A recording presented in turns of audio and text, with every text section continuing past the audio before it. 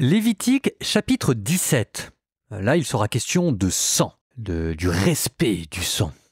Alors, avant de l'écouter, fidèle à notre habitude, un ou deux petits mots, de la même manière que Yom Kippour clôturait l'épisode de l'encens offert inadéquatement, le chapitre que vous allez entendre, avec son insistance sur le sang, son insistance sur le sacrifice, reprend ce qui a été vu depuis le début du livre du Lévitique. Encore, allez-vous me dire? Ben non, souvenez-vous, c'est ce qu'on appelle une inclusion. Le thème du début est repris à la fin. En fait, on est en train de clore tout ce sujet.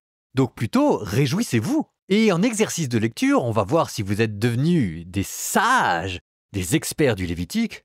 Petite question, qu'est-ce qu'il y aura de nouveau maintenant? Lévitique, chapitre 17.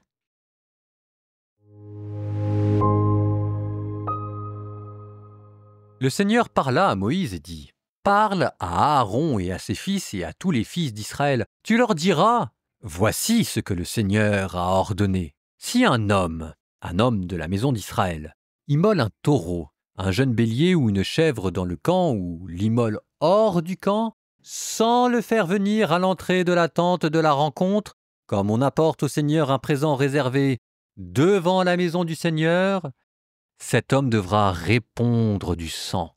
Il a versé le sang. Cet homme sera retranché du milieu de son peuple. Ainsi les fils d'Israël, au lieu de sacrifier les victimes dans la campagne, les amèneront au prêtre à l'entrée de la tente de la rencontre, et ils les offriront en sacrifice de paix pour le Seigneur. Le prêtre aspergera de sang l'autel du Seigneur, qui est à l'entrée de la tente de la rencontre, et il fera fumer la graisse en nourriture offerte, en agréable odeur pour le Seigneur. Ainsi, ils n'offriront plus leur sacrifice à ces boucs, à la suite desquels ils se sont prostitués. C'est un décret perpétuel pour eux et pour leurs descendants. Tu leur diras, si un homme de la maison d'Israël ou un immigré résidant parmi vous offre un holocauste ou un sacrifice, sans amener la victime à l'entrée de la tente de la rencontre pour la présenter au Seigneur, cet homme sera retranché du milieu de son peuple. Si un homme de la maison d'Israël ou un immigré résidant parmi vous, consomme n'importe quel sang, je tournerai mon visage contre celui qui aura consommé le sang et je le retrancherai du milieu de son peuple, car la vie d'un être de chair est dans le sang. Et moi, je vous le donne, afin d'accomplir sur l'autel le rite d'expiation pour vos vies. En effet, c'est le sang, comme principe de vie, qui fait expiation. Et voilà pourquoi j'ai dit aux fils d'Israël, « Nul d'entre vous ne consommera du sang. L'immigré qui réside parmi vous ne consommera pas de sang. Si un homme de la maison d'Israël ou un immigré résidant parmi vous, prend à la chasse un gibier ou un oiseau qu'il est permis de manger, il en répandra le sang qui recouvrira de terre. Car la vie de tout être de chair est dans son sang. Et je dis aux fils d'Israël, vous ne consommerez le sang d'aucun être de chair. Car la vie de toute chair est dans son sang, et quiconque en consommera sera retranché. Si quelqu'un, israélite de souche ou immigré, mange d'un animal crevé ou déchiré, il devra nettoyer ses vêtements et se baigner dans l'eau. Il sera impur jusqu'au soir, puis il sera pur. Mais s'il ne nettoie pas ses vêtements et ne baigne pas son corps, il portera le poids de son péché.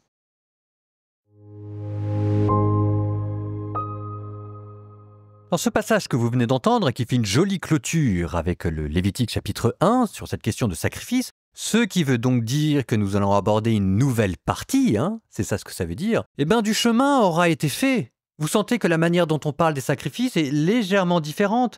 Là, il y a des nouvelles résonances, par exemple, si jamais je vous dis verset 7 ce que vous avez lu. Ainsi, ils n'offriront plus leur sacrifice à ces boucs, à la suite desquels ils se sont prostitués. C'est quoi cette histoire de boucs devant lesquels les Israélites se prostituaient? C'est que là, en fait, on est en train de vous parler des rites païens que les Israélites imitaient et que maintenant on est en train de spiritualiser pour les rendre agréables à Dieu.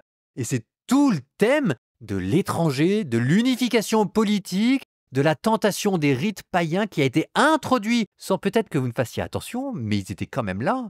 dans ce chapitre, et ça, c'était une nouvelle résonance. Alors, parlons-en. Par quoi se distingue le culte israélite des autres cultes avoisinants? Eh bien, par le respect de la vie. Le sang, la vie, est tellement précieuse que c'est sacré. On ne peut l'offrir que devant la tente de la rencontre, ce qui vous donnera plus tard dans la doctrine sociale de l'Église le principe du droit et de la défense de la vie.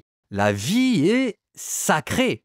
C'est ça ce qui est au cœur du culte ici israélite et qui le distingue des autres cultes environnants. Je vous cite, « Car la vie de tout être de chair est dans son sang, et je dis aux fils d'Israël, vous ne consommerez le sang d'aucun être de chair. » Donc verser le sang, c'est un acte sacré qui appartient à Dieu. Donc le sang, la vie, comme premier principe sacré distinctif du culte israélite. Respecter la vie. Deuxième principe, qui vient d'être posé là, comme ça, juste après le rite de l'expiation de Yom Kippour, qui a permis de bien l'introduire, que vous n'avez peut-être pas fait attention, et qui pourtant, pour nous, chrétiens, au fur et à mesure de la révélation, va prendre une telle ampleur que ça va devenir le trait constitutif du christianisme et du sacrifice du culte offert par Jésus sur la croix. Verset 11, que vous avez donc entendu, « La vie d'un être de chair est dans le sang », toujours la même chose, « et moi je vous le donne, afin d'accomplir sur l'autel le rite d'expiation pour vos vies. » Le sang a le pouvoir d'expier les péchés.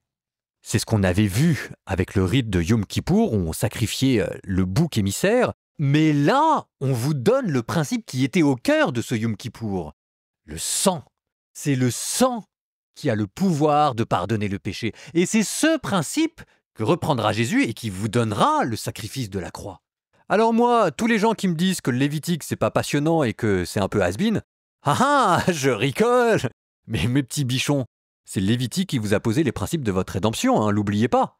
Lettre aux Hébreux 9, 22, sans effusion de sang, il n'y a pas de pardon des péchés. Et ça vous donne encore le discours du pain de vie de Jésus, celui qui mange ma chair et boit mon sang, celui-là a la vie éternelle. Et ça vous donne la messe.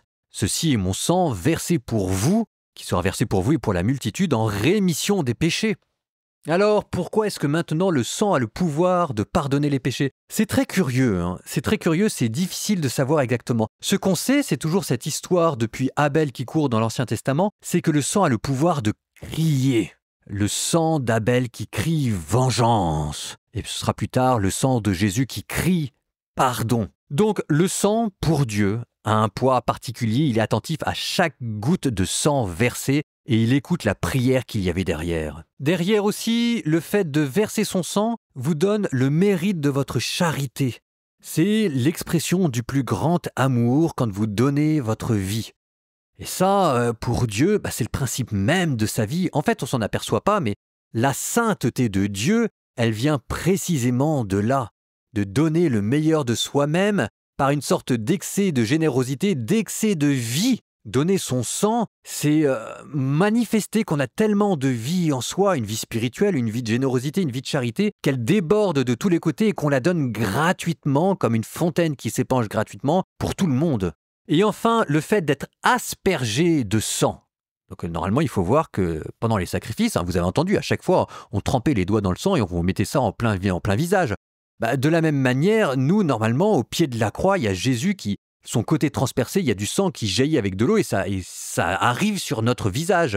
C'est pour ça d'ailleurs qu'on boit ça à la messe. C'est pour que le sang arrive jusqu'à nous. Et ça, derrière, ça veut dire que la vie qui a été donnée est maintenant reçue. Le sang de Jésus, c'est lui qui donne sa vie et quand il arrive sur votre visage ou que vous buvez le corps du Christ et le sang du Christ, vous prenez sa vie. La vie qui était à lui, il l'a donnée à Dieu et en la donnant à Dieu, il vous la donne à vous. Et donc s'il la donne à Dieu, ça veut dire que son sacrifice est accepté et s'il la donne à vous, ça veut dire que vous participez à ce sacrifice accepté par Dieu. Et c'est ainsi que vos péchés sont pardonnés. Encore faut-il donner sa vie de manière parfaite, ce qui n'est pas donné à tout le monde, mais ce qui sera le cas de Jésus, qui sera le véritable bouc émissaire parce que c'est lui qui accomplit parfaitement ces figures du Lévitique.